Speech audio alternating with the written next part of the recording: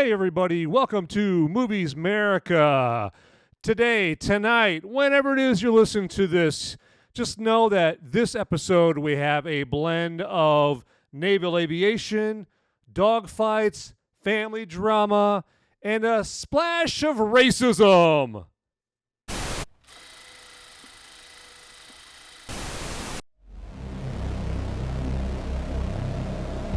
In a world where the number of movies available is great, but many are so bad, you'll learn a new definition of hate. One man sifts and reviews through the movie sludge. One man will be the movie cop, jury, and judge.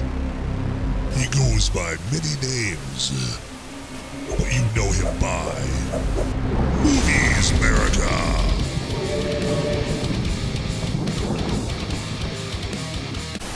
Hey everybody, welcome on in. Like I said before, welcome to MoviesMerica podcast. You are my family, you are my friends, okay? I am always honored that you would join me here on MoviesMerica, all right?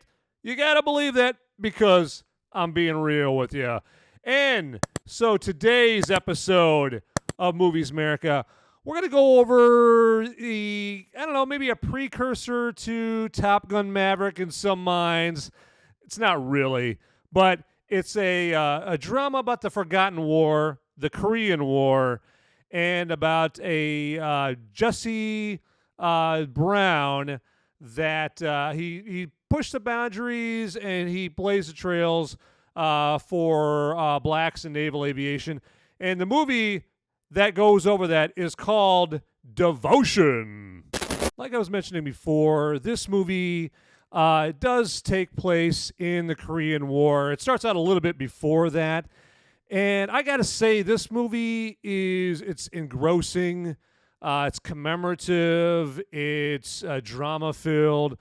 It's got a lot of it's got a patriotism to a point, and it's sentimental, of course, and it also has like a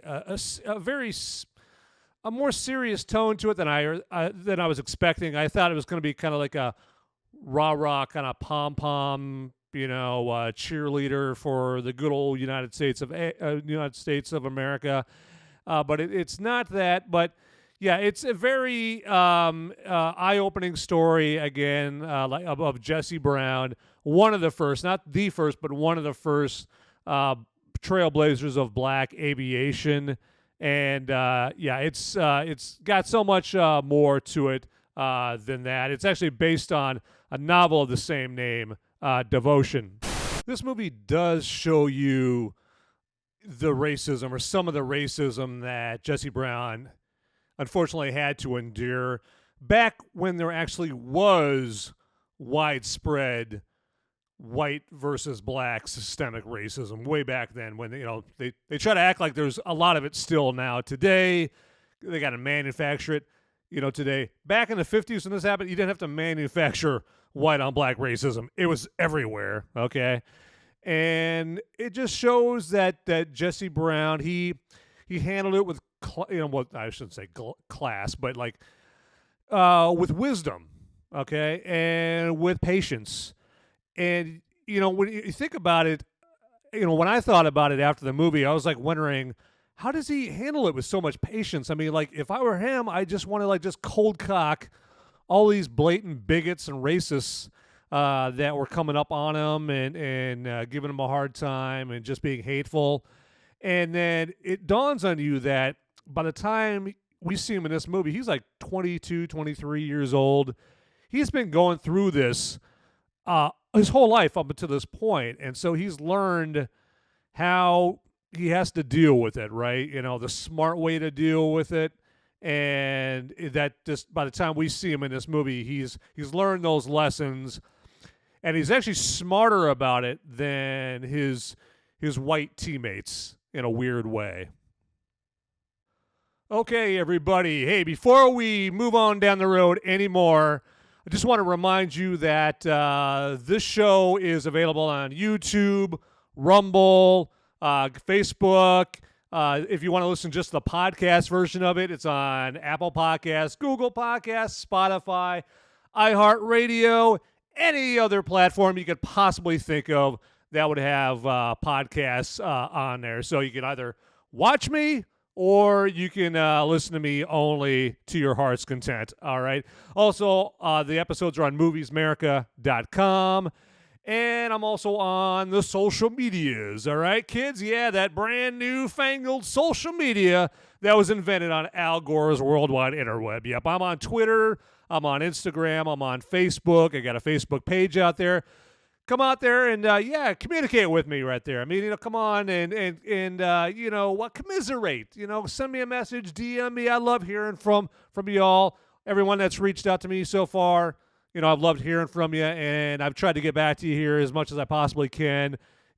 I've been on your side before. I reached out to people, and I want them to respond back to me. So I recognize that, and I try to reach back out to as many people as possible. So, again, Twitter, Instagram, Facebook, I'm out there, okay? So, also, again, this is the home of Ice Cold Brews, not just the home of movie reviews, okay? So, tonight, the Lucky Brew. Here it is. We got a little Spindle Tap Brewery. I had to look there for a second. I was cheating over here like, oh, what is that? Because this isn't like Budweiser or Coors Light, right? I don't drink this all the time. So I got to, what's the name of this again? What is this? So this is Spindle Tap Brewery out of Houston, Texas. And it's the Switchfoot IPA, all right? No, not Switchfoot the band, okay? The Stars and all that stuff. And, Meeting to Live. And great band, by the way. But, no, this is not the liquid version of the band right here. Yeah, this is just Switchfoot IPA. And you know what? Now I'm talking about it. Let me get a little drinky.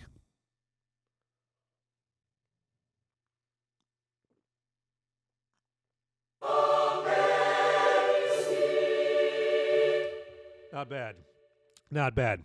And again, I'm not getting any money from this brewery or any of the breweries that I talk about their beers about. No, none of that. So I just like beer. All right. So yeah, check it out. So again, I had to look. I was like, what is the name of this beer again?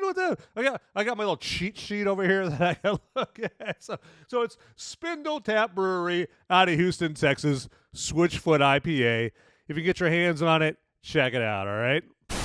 So the visual effects in this are pretty good. What really stands out to me is the aerial camera work. It's going to look very similar to the aerial camera work that you saw in Top Gun Maverick.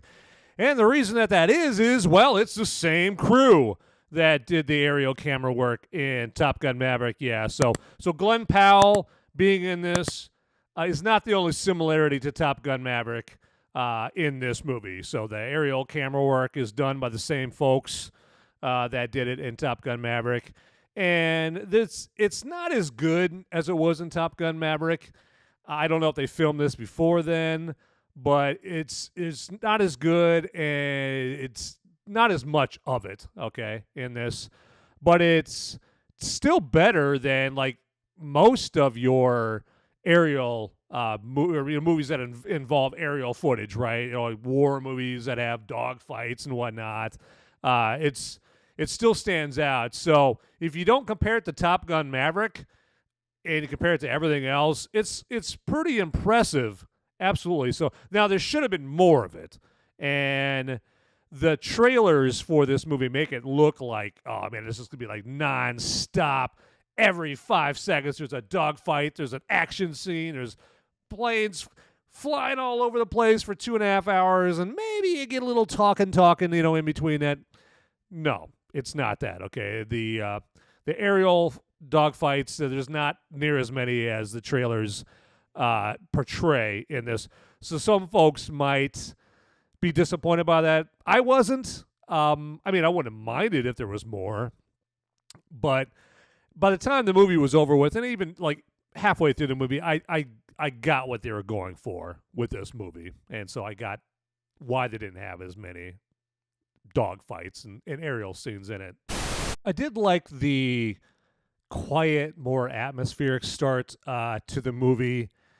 It it really portrays that this movie is not going to be corny, bubblegum, puffy kind of patriotic movie, or that kind of movie. It kind of reminded me. So Damien Chazelle, the guy behind La La Land, he did this terrible movie called First Man a few years ago with Ryan Gosling, and one of the probably the only good thing about it is there was more serious scenes in it, or like just the way that they were filmed and edited, and the music behind it kind of gave it that feeling of gravity and oh man, it's just like the stakes were high, right? And they did that through like this very atmospheric, unassuming music in the background, and really gave you that impression that okay, this is going to be a movie that is trying to evoke some serious emotion. This isn't cheerleading or a bubblegum movie at all. And so they did the exact same thing with Devotion at the beginning. And they also had some really cool under the plane camera shots at the beginning. So think Top Gun Maverick when Maverick is doing, he's trying to demonstrate, he's doing that test run of the attack through the cannon and whatnot, just to prove to John Hamm and the team that it can be done.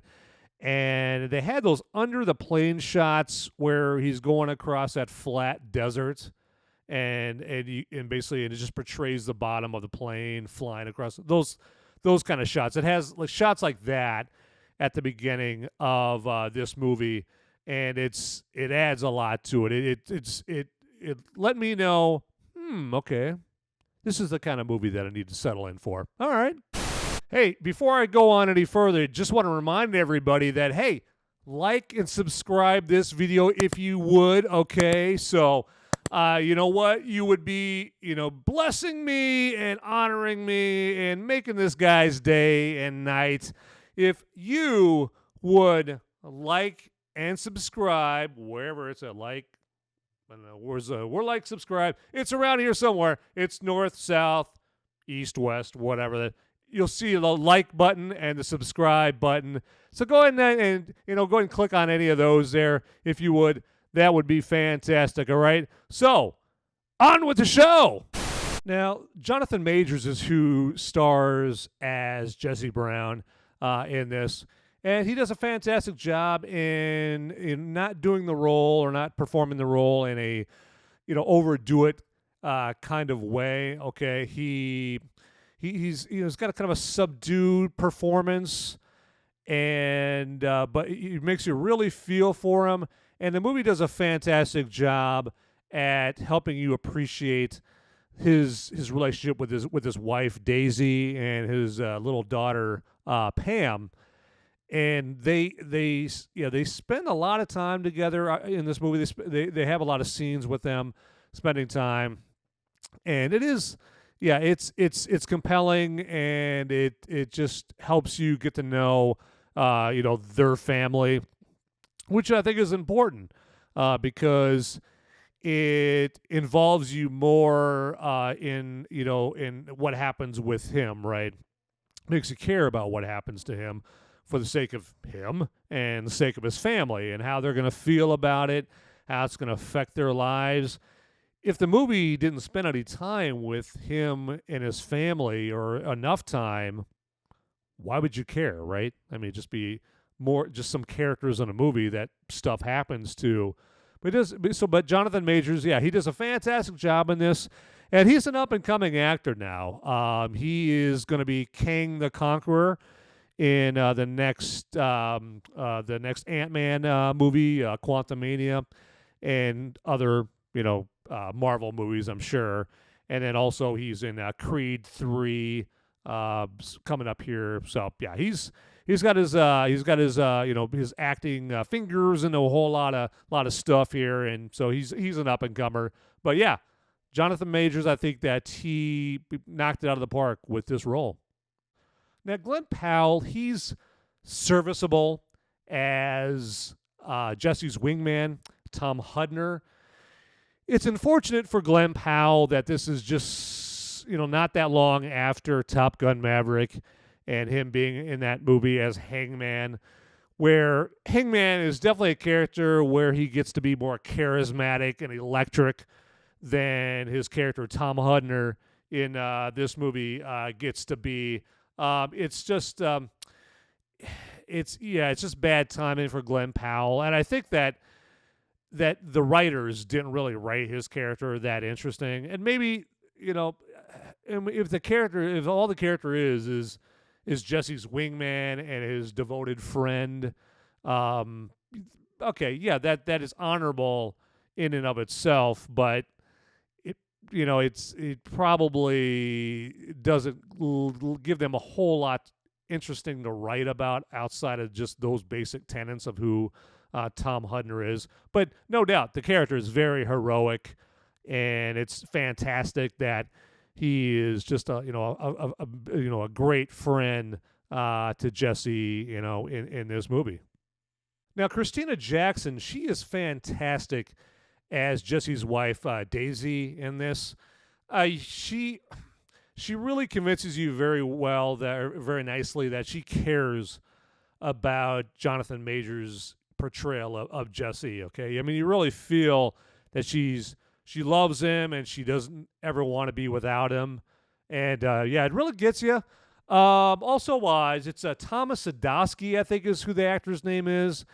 And he plays Jesse and Tom's team leader there. So he's a commander, and he does a fantastic job at portraying a commander that is down to earth, but he's very paternal towards the team. He's always looking out for his men, and he leads by example as well. So I just thought his character was very interesting, and it added a lot to the movie.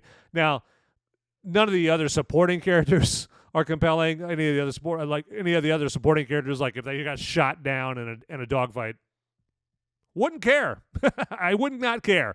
Okay, they just didn't flesh out the rest of the characters on the team or anybody else in the movie, and so it just made them like they're just NPCs, right? They're non-player characters. Couldn't care less what happens to them, and it's a shame. Now, for me, it was fascinating seeing the mechanization and instrumentation of some of the old Korean War jets that they had in the movie here. So they had jets in there. So they had like the F-8F Bearcats. They had like these Corsair airplanes that are notoriously dangerous, and because if you punch in the throttle too fast, it just takes you down. It spins the plane out of control. And so with these Corsair aircraft, you have to really watch and have good throttle control on there.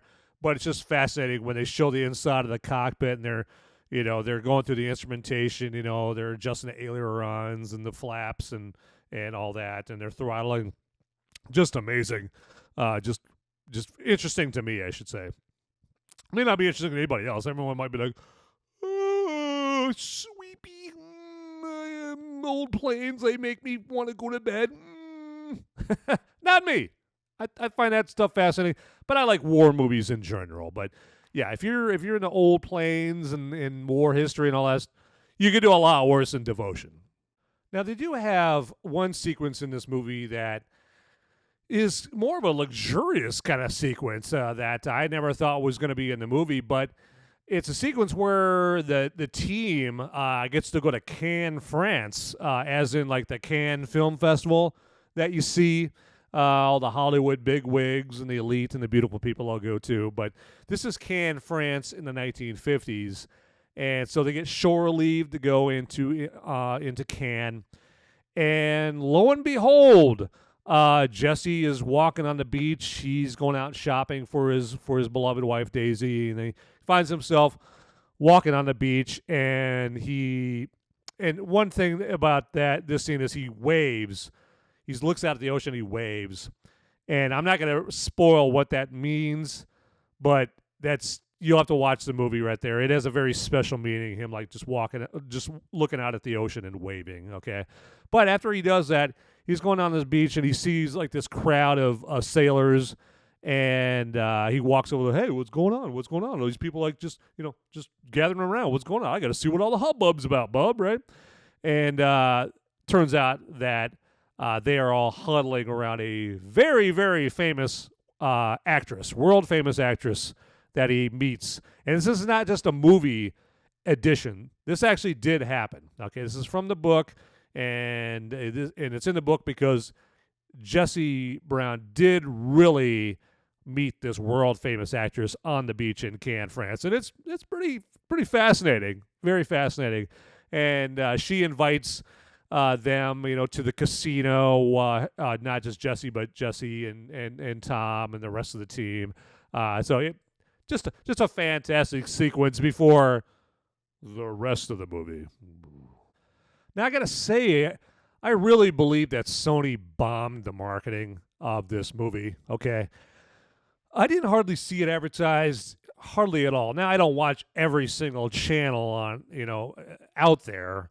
But I see other movies get advertised. I see commercials for it, trailers played and whatnot. And compared to all of them, I didn't see anything for Devotion whatsoever. I was shocked. Okay, and with the trailers that I did see, which were mostly online, not on TV or streaming services or anything like YouTube TV or anything like that, they totally misled. What the content of the movie, or what you're going to see when you see the movie, okay? And I get it, okay? Like, in today's attention deficit disorder society, you got to put the slam bang action, in the trailer to make it look like there's more action than there actually may be in the movie. And because they did that, it really misleads people going into this movie. Now, hopefully, they don't hold that against this movie. Hopefully they go in, and they may be disappointed at first. Like, well, it's like an hour into the movie, and where's the aerial dogfighting scenes? Where's the big aerial battle scenes? Like, it's been an hour. What? Hopefully, even with that, they connect with the characters on an emotional level, and they appreciate all the character build up that they do in this movie. But yeah, the marketing just could have been a whole lot better, and it's just one thing that also they need to do with this movie is they should have had a better name for the movie. Now I'm fully aware that the name of the book that this movie is based off of is named Devotion, okay, but for a movie type of marketing campaign, it could have come up with something. I probably got even worse ideas, but like freedom flying or something like that, or flying against adversity or something. Those are terrible titles too, but like something like that, right? Devotion just makes it sound like it's a Keira Knightley rom-com or something like that. I mean, it just doesn't make sense. Oh, hey, hi, how you doing? So, hey, pardon me, I had to get a little hydration going on here, so you good folks understand, right? So, all right. So the director of this movie, a man by the name of J.D. Dillard, he takes an unusual amount of time in this movie, but in a good way, at least according to me, to build up character development. And, too often in movies and TV shows, and particularly like Michael Bay movies, you've got people in peril, right? People in they could die kind of situations. And all too often in these movies, you don't give a crap what happens to these people. Like, they could die, that meteor could land on them, that dinosaur could eat them. I don't care, because they haven't developed the characters. They haven't made you care about them, right? Well, J.D. Dillard, he takes a lot of time at the beginning of this movie to try to get you to care about the characters. Now, I don't know if you're going to care about the characters. quantity may not equal quality for you. For me, it did.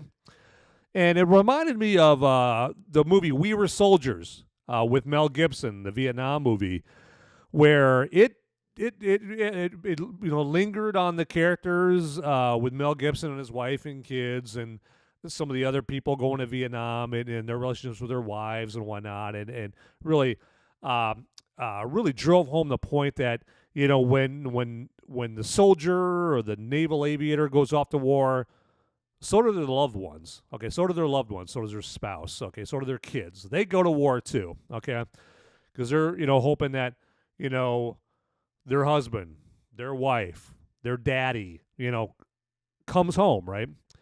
And so I really appreciated that. And so hopefully people here will appreciate that. And also, one good thing about the time it takes to get to the aerial scenes, and the battle scenes and all that, is it really stresses and it really communicates like how much time Jesse and Tom and the rest of the team are spending with each other. It's just the mundane tasks that they have to do, and it helps you get to know the team a whole lot better, and it entrenches you in the story more because you're getting to know of these about these characters and who they were by spending so much time with them. It was actually pretty good to see a big budget, eye-popping, but all too brief depiction of the Chosen Reservoir that happened in the Korean War, the Frozen Chosen, okay? And it lets you know, or it portrays like just the hell on earth that the Marines that had to fight at the Chosen Reservoir against the Chinese had to deal with, okay? Now, you may not know, sorry, beer burp there, hazards of the trade. The absolute horror that our American fighting men had to deal with the Chinese. I mean, in the Battle of the Chosen Reservoir, there were 6 Chinese soldiers to every 1 Marine, okay? That's bad odds for us, right? I mean, because the Chinese, these soldiers, mind you, okay, so these they didn't have like the best war technology. They didn't have the kind of war technology that the Americans had, but they had the numbers, okay? And the Chinese military leaders, they didn't give a crap about their soldiers, okay? Their idea was just overwhelm the Americans with manpower, right? It was a sea of humanity. The Chinese soldiers just kept coming in swarms, and we ultimately lost that battle. But we took out a lot of the Chinese soldiers, a lot of them, and so we lost. But the Chinese lost a lot too. We took out 2 or 3 divisions, if I have that right, or something like that. But yeah, like I said, there were 6 Chinese soldiers for every Marine. Rampant frostbite. The Chinese would do this thing where even at night, or especially at night when the fighting wasn't going on, you would be in your foxhole, right? You'd be dug in, and they would send Chinese soldiers to come in, and they would just attack people. This person and that person. They just go into individual foxholes and just bayonet Marines to death. Okay, so you could never really sleep. Okay, you had to sleep with one eye open, because you just never know when a Chinese soldier is going to jump in your foxhole and stab you to death. Right? It was hell. Okay, everybody. Hey, I got to remind you again, because I love doing it, to like and subscribe this video if you would. Okay. All right, I love it. I love it when people like and subscribe. It just warms my cockles, just tickles my funny bone. It's fantastic because every single time if you subscribe, we release a video or I release a video, here, you're going to get that video automatically. Going to notify you and whatnot. And, I am trying to come out with fantastic content for you, okay? Because I know when I go out there and I'm looking for videos about a movie that I want to see, I want to make it interesting. I want it to be interesting, right? I want it to grab me, right? You know, and give me great information about the movie, and I can keep doing that. And you can keep getting that kind of content if you hit the subscribe button, hit the like button, and that would be fantastic. I did like how they didn't depict every white person as racist in this movie. This movie wasn't directed by Spike Lee or Jordan Peele. They show a few white people were racist towards Jesse, particularly those French people. But we would expect nothing less from French people, right? Okay, I'm kidding. I love all you French people. I'm sorry. I kid. I love to have fun. Okay, I kid because I care. Love you, France. But yeah, so they don't portray every white person as racist, okay? The majority of the people aren't racist towards Jesse, particularly his teammates, like Tom and his commander and all that. Matter of fact, they stand up for Jesse, okay? Now, he doesn't feel that they need to, and they don't need to, because Jesse can take care of his own problems, but, they love Jesse, okay? They love him. He's their teammate. And it's an insult to them when they insult him, okay? Because he's their brother, okay? He's one of the brethren. He's part of he's a pilot. He's with the team, and I did like that.